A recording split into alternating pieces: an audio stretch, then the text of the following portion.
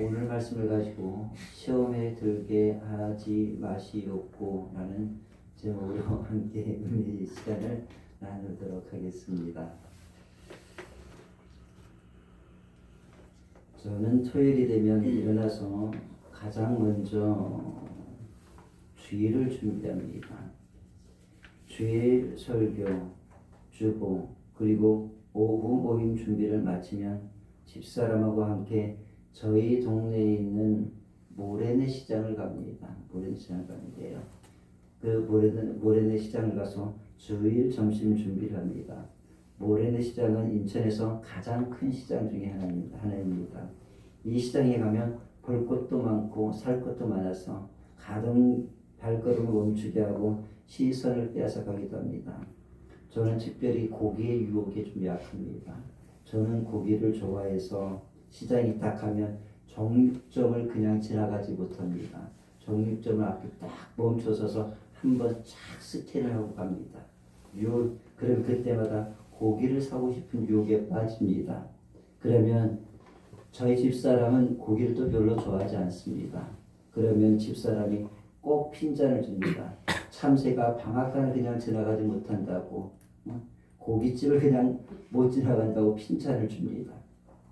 그럼 집사람에게 핀잔을 받으면 저는 정신을 차리고 앞으로 쫙 합니다.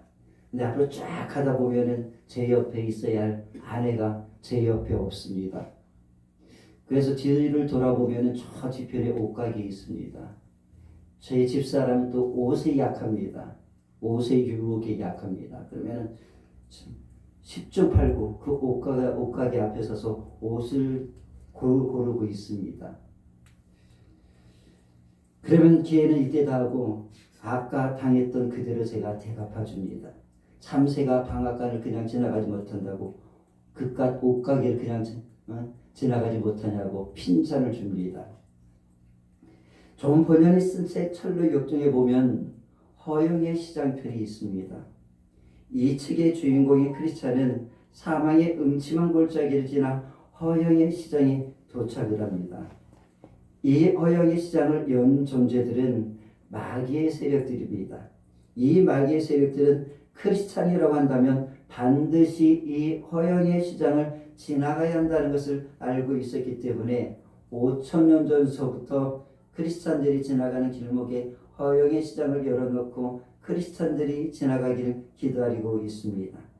이 허영의 시장에는 크리스찬의 눈길을 끌만한 것들, 그리고 인간의 모든 욕망과 욕구를 충족시켜줄 모든 것들이 진열되어 있습니다.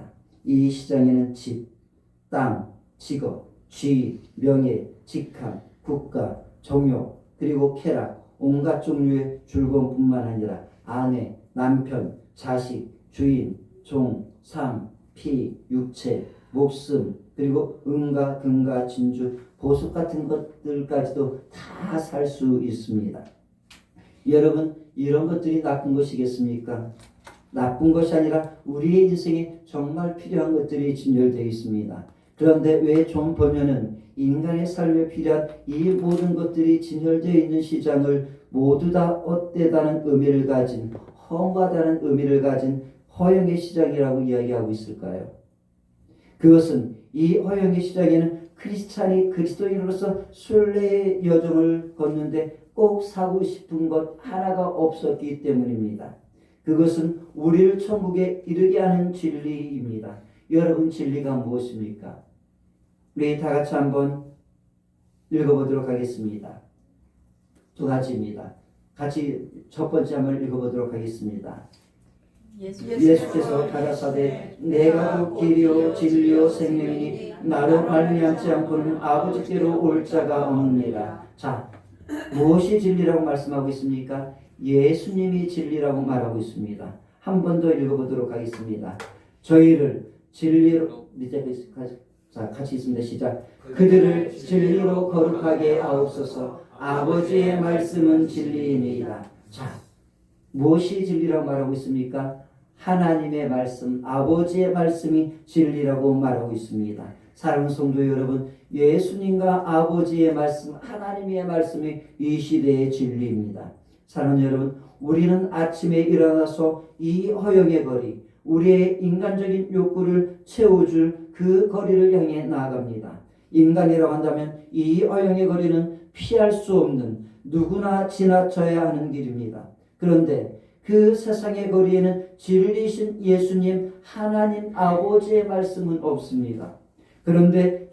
그래서 존 번연은 인생의 길에 필요한 모든 것은 있으나 진리가 없는 이 길을, 세상의 길을 허무라는 의미를 가진 허영의 시장이라고 이름을 붙였습니다.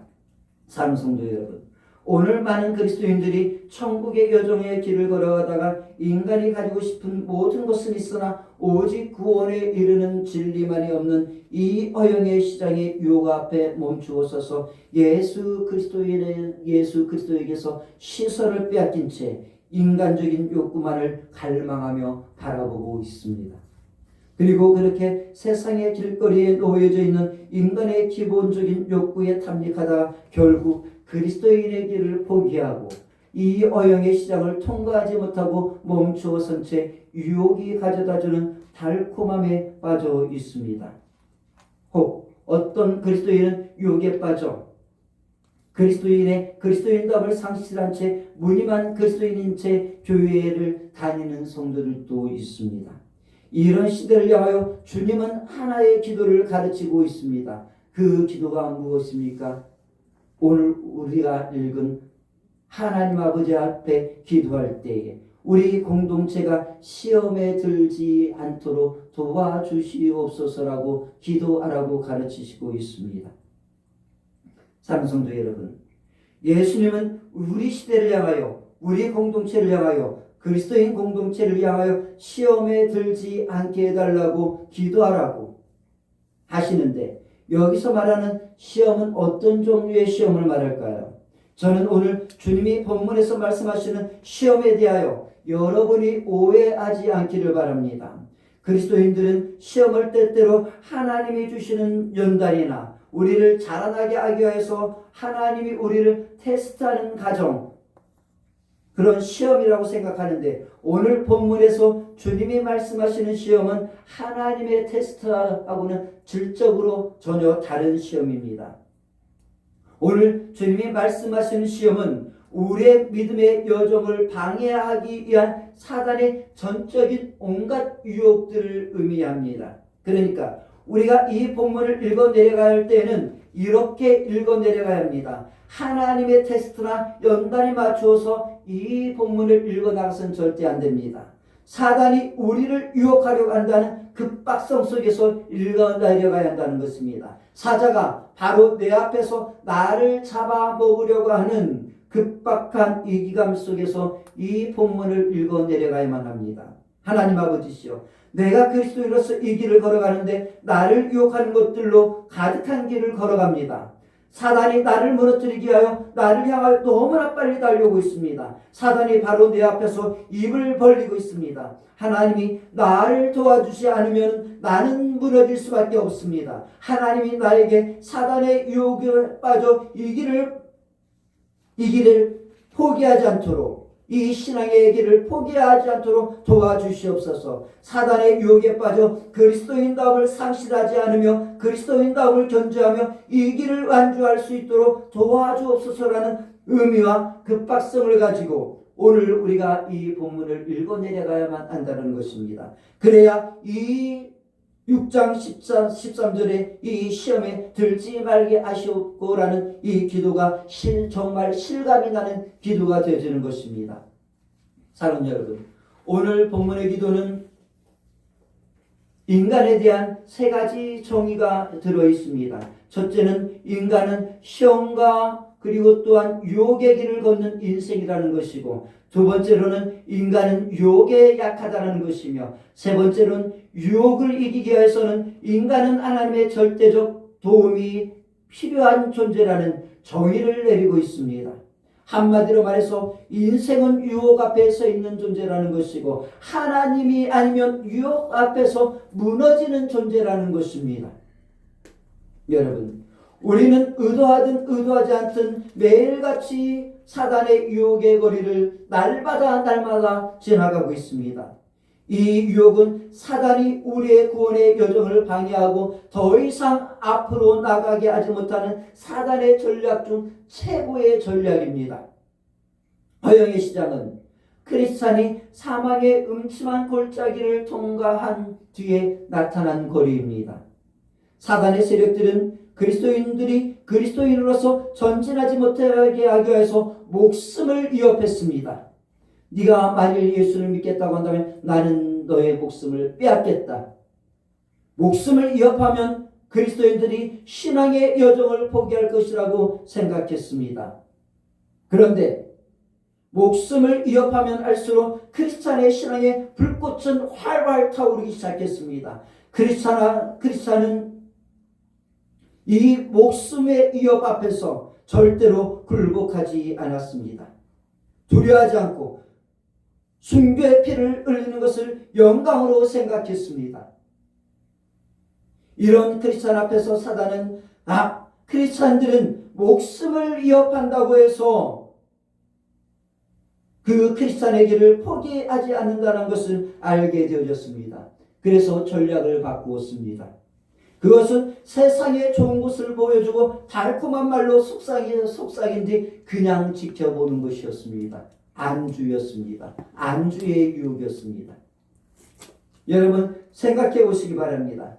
사단이 최초의 인간인 아담과 하와를 하나님의 형상으로서의 모습을 상실하게 한 전략이 무엇이었습니까? 그것은 보여주며 속삭이는 유혹의 전략이었습니다. 선악과를 보여주어 눈을 자극하는 것이었고 달콤한 소리로 귀를 자극하는 것이었습니다. 그리고 조용히 지켜보고 있었습니다. 사단은 보여주고 속삭이고 조용히 지켜보고만 있었습니다. 그때 인간은 스스로 알아서 탐욕의 유혹, 명예의 유혹, 그리고 권력의 유혹 앞에 무너졌습니다.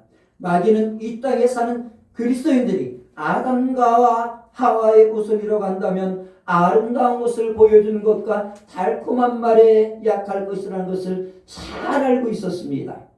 사랑하는 여러분, 교회는 사실 목숨의 위협보다 눈에 보이고 귀에 들리는 아름다움과 달콤한 속삭임의 유혹에 약합니다. 한국교회가 시련과 고난을 당할 때에 그리고 목숨의 위협을 당할 때 한국교회는 오히려 그 시련과 고난과 순교의 피를 머금고 자라나고 교회다움을 견지했습니다. 그렇게 한국교회는 이 땅에 선한 영적 영향력을 드러내며 세상의 거룩한 빛 한 줄기 소망의 빛이었고 소금이 되었었습니다. 그렇게 교회가 환난과 시련 속에서도 꽃을 활짝 피우고 거대화되어가기 시작했습니다.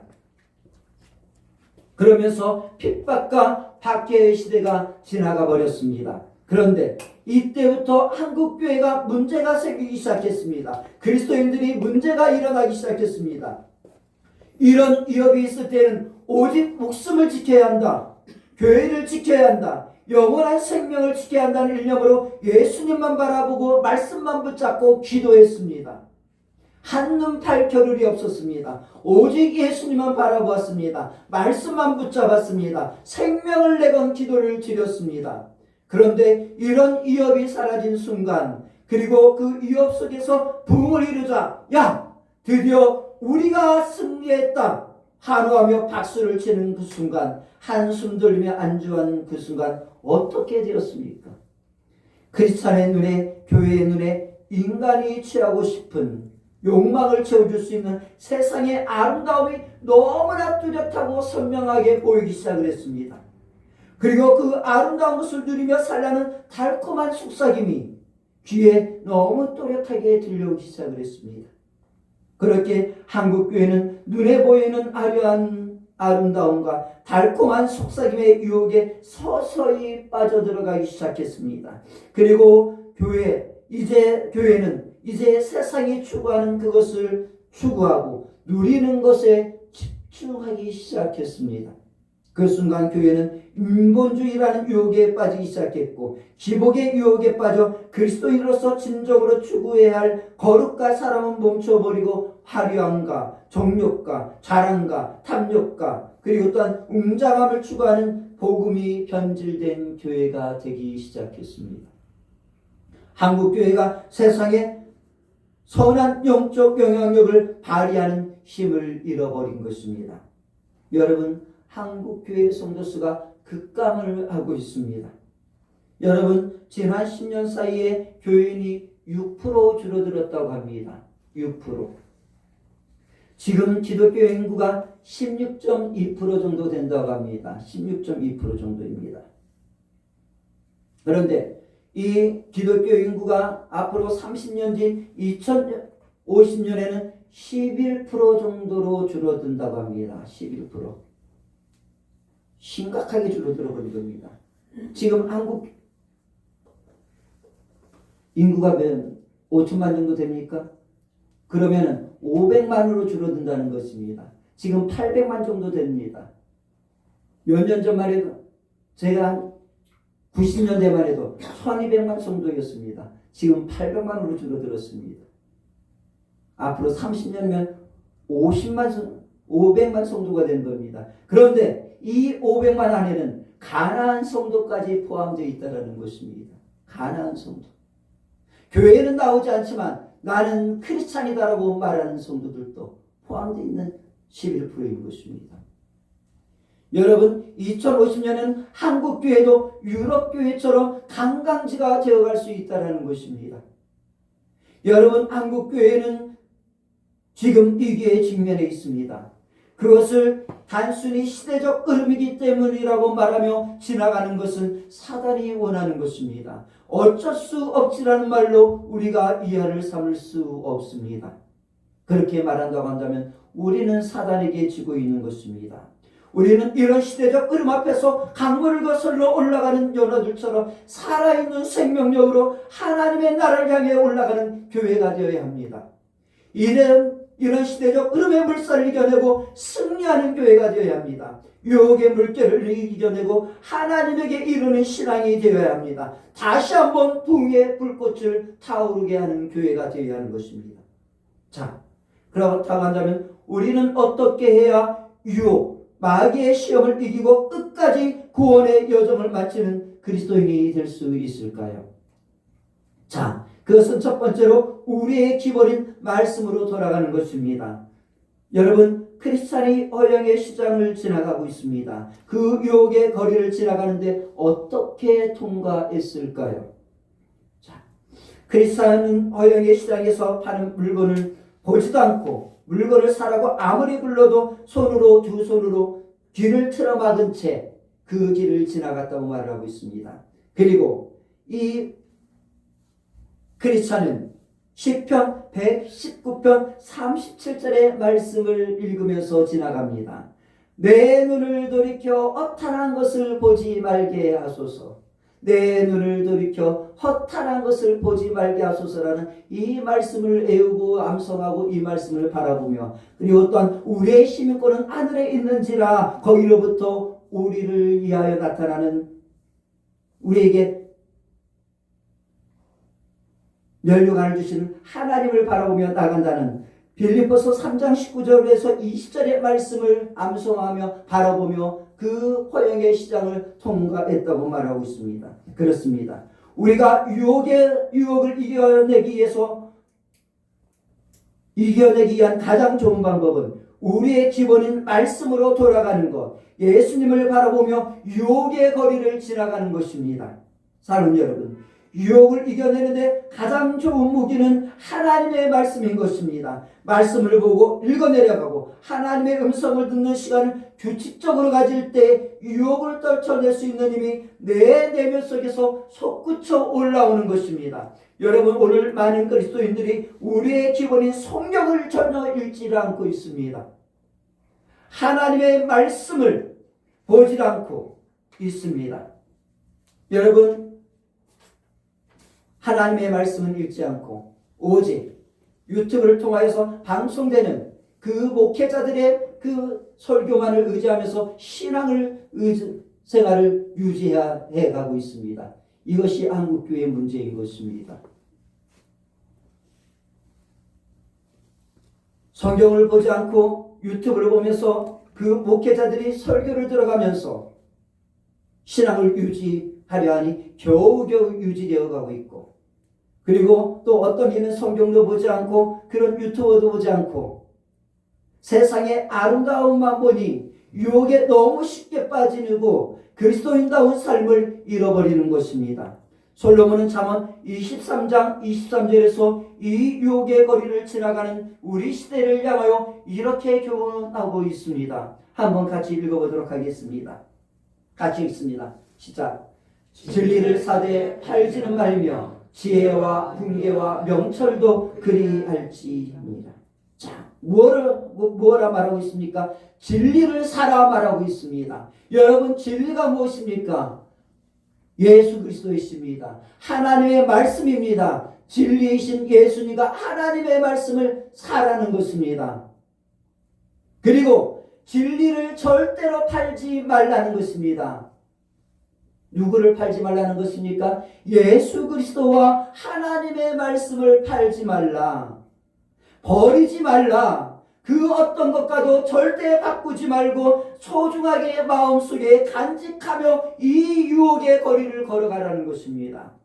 사랑하는 여러분, 우리가 진리이신 예수님 그리고 진리이신 하나님의 말씀이 없는 가운데 세상의 아름다운 것들을 취하면 그것은 우리로 하여금 그리스도인다움을 견제하는 것을 방해하는 악한 것이고 우리를 넘어뜨리는 유혹거리고 헛된 욕망이 됩니다. 그러나 예수님이 우리의 마음의 중심에 계시고 말씀이 우리 안에 견고하게 세워진 가운데 세상의 아름다움을 취하면 그것이 하나님의 아름다움을 나타낼 수 있는 선한 도구가 되는 것입니다. 하나님의 말씀이 없는 가운데 물질을 취하면은요, 그 좋은 물질이 우리를 탐욕에 빠져들게 합니다. 진리가 없는 가운데 명예를 가지면 명예의 유혹에 빠지게 되어집니다. 그러나 하나님의 말씀 안에서 물질을 취하면 그것이 선한 일들을 하는 아름다운 부자가 되게 합니다. 진리 안에서 명예를 얻으면 그 명예는 하나님의 이름을 찬란하게 빛나게 하는 선한 도구가 되는 것입니다. 그러므로 사랑하는 여러분, 진리이신 예수님을 삶의 모든 순간 속에서 바라보며 말씀을 날마다 읽는 습관을 가지며 우리의 삶에 보이는 그것들을 취하여서 그것들을 아름답게 사용하는 그리스도인이 되기를 주님의 이름으로 축복합니다. 저는 오늘 특별히 여러분이 이 말씀을 읽어 내려갈 때에 묵상하며 읽어 내려가기를 소망합니다. 오늘 많은 그리스도인들이 성경을 읽어 내려갈 때 눈으로만 읽어 내려가는 경우가 허다합니다. 여러분, 우리가 하나님의 말씀을 눈으로만 읽어 내려가면 말씀의 진정한 능력이 우리 안에서 나타나지 않습니다. 여러분, 천천히 가도 좋습니다. 여러분, 성경을 백독하지 않아도 좋습니다. 여러분이 단 1독을 한다 할지라도 그 1독 속에서 그 말씀이 무엇을 말하는지를 내 마음으로 묵상하고 깨닫는다고 한다면 100독보다 1독이 나올 수 있는 것입니다. 여러분, 성경을 눈으로만 읽어가면 말씀의 힘이 떨어집니다. 여러분, 성경을 읽을 때 묵상을 하며 읽으십시오. 묵상이라는 것이 무엇입니까? 눈으로 읽고 마음으로 읽어 내려가며 이 말씀의 뜻이 무엇인가를 진지하게 하나님에게 물어 하나님의 음성을 듣는 것을 묵상이라고 합니다. 여러분, 하나님은 성경을 묵상하라고 하셨습니다. 말씀 묵상은 하나님의 음성 듣기에 가장 좋은 방법입니다. 말씀 묵상은 하나님의 말씀이 내 안에서 생명이 되게 하는 신비입니다. 말씀을 읽을 때 묵상을 하며 읽어야 하는데 말씀 묵상할 때는 가장 먼저 세상의 모든 소리로부터 침묵해야 합니다. 나의 소리도 침묵해야만 합니다. 내가 조용히 있어야 한다는 것입니다. 성경을 읽을 때 나는 침묵해야 합니다. 그리고 두 번째로는 나는 침묵하고 또한 세상의 소리도 침묵한 가운데 고요히 하나님의 음성에만 귀를 기울여야만 합니다. 이때 중요한 게 있습니다. 성령님의 감동을 소망하는 것입니다. 그리고 세 번째로는 하나님의 음성이 들리면 내 삶에 적용시켜야만 하는 것입니다. 말씀 묵상을 다시 한번 정의한다고 한다면 모든 소리로 침묵한 가운데 오직 하나님의 음성만 듣고 내 삶에 적용시키는 것입니다. 이것이 말씀 묵상인 것입니다. 여러분, 말씀 묵상은 내 안에 하나님이 없는 그 공간이 어디든지 하나님의 영광의 보좌가 임재하게 하는 신비가 있습니다. 말씀 묵상은 혼과 영과 관절과 골수 구석구석까지 들어가 그 공간을 하나님의 말씀으로 가득 채우는 힘이 있는 것입니다. 사랑하는 여러분, 성경을 눈으로만 읽지 마시길 바랍니다. 성령님의 감동 가운데 성령님의 마음으로 읽어 내려가시기 바랍니다. 우리의 보여, 우리의 침묵, 그리고 성령님의 감동 속에 읽어 내려가면 하나님의 말씀이 내 안에서 살아 움직이는 능력이 되는 것입니다. 승리의 힘이 되는 것입니다. 여러분, 말씀이 여러분 안에서 진리요 생명으로 살아있는 말씀, 유혹을 이기게 하는 힘 있는 말씀, 그리스도인으로서 그리스도인다움을 전제하게 하시는 말씀이 되길 소망하십니까? 그렇다고 한다면 말씀 앞에서 침묵하십시오. 그리고 성령님의 감동으로 읽어 내려가는 묵상을 하시길 축복합니다. 자, 다음으로 유혹을 이기는 두 번째 비결입니다. 유혹을 이기는 두 번째 비결은 기도입니다. 주님이 겟세마네 동산에서 기도하시면서 제자들에게 하신 말씀이 있습니다. 우리 다 같이 한번 읽어보도록 하겠습니다. 같이 읽습니다. 시작. 시험에 들지 않게 깨어 기도하라. 마음에는 온유로되 육신이 약하도다 하시고. 자, 시험에 들지 않기 위해서는 어떻게 해야 한다고 하십니까? 깨어 기도해야 한다고 말씀하고 있습니다. 깨어 기도해야 한다.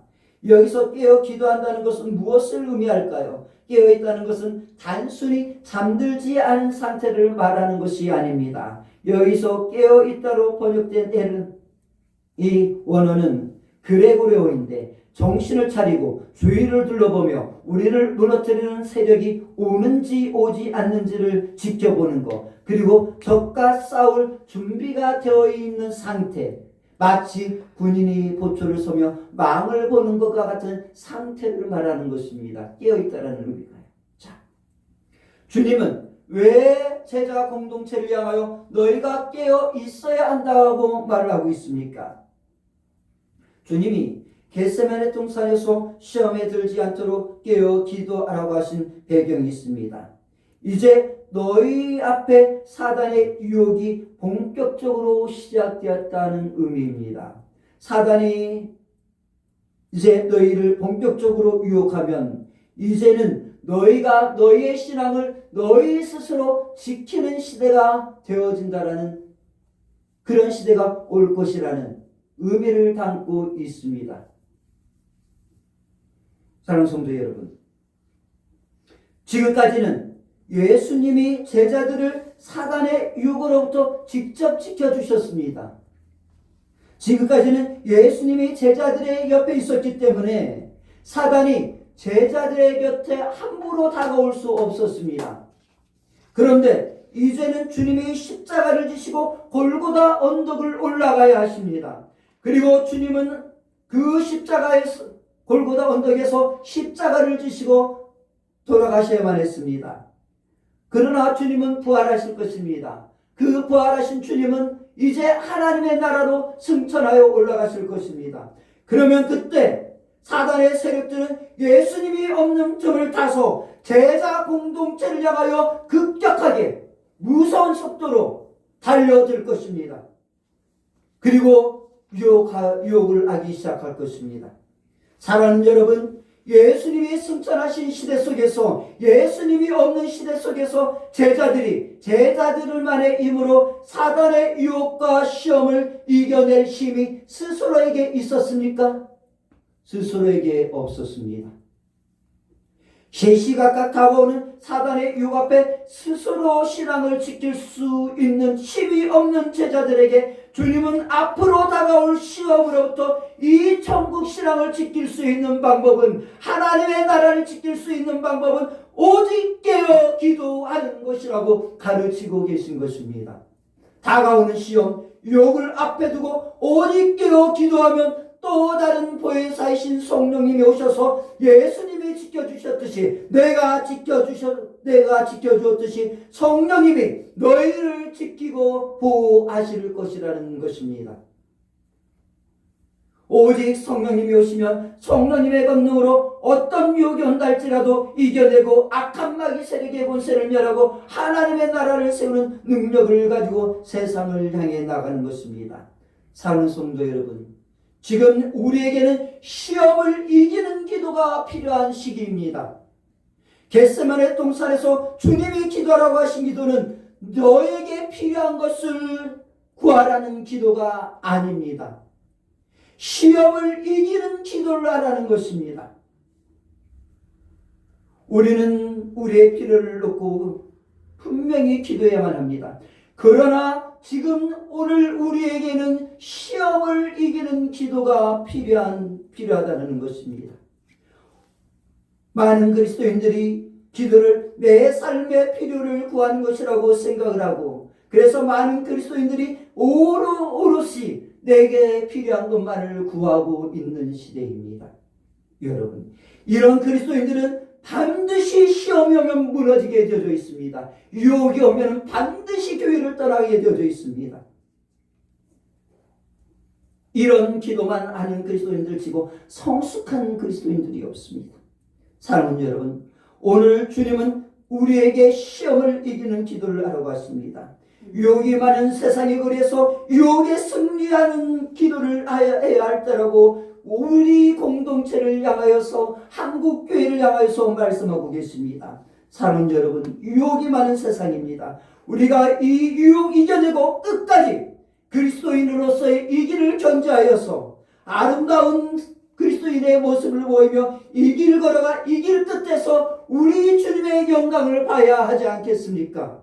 그렇다고 한다면 우리의 기본인 예수님을 바라보십시오. 말씀을 묵상하십시오. 그리고 깨어 시험을 이기는 기도를 하시길 바랍니다. 여러분, 혹시 시험에 드셨습니까? 유혹에 빠졌습니까? 여러분을 시험에 들게 하고 유혹하는 것들이 무엇입니까? 진리이신 예수님을 바라보며 말씀과 기도로 시험과 유혹의 거리를 통과하는 승리자가 되십시오. 우리 공동체에 계시는 보혜사 성령님이 우리 주님이 승리하시도록 도울 것입니다. 혹시 우리 주변에 세상의 유혹에 빠져 아직도 생명의 길을 벗어난 자 있습니까? 그들에게 하나님의 간섭이 있기를 축복합니다. 그래서 그들이 속히 깨어 정신을 차리고 그 유혹의 길에서 벗어나 생명의 길로 속히 돌아오는 일들이 하나님의 간섭 안에서 그들에게도 일어나기를 우리 주 모든 유혹을 이겨내신, 모든 시험을 이겨내고 승리하신 우리 주 예수 그리스도의 이름으로 축복합니다.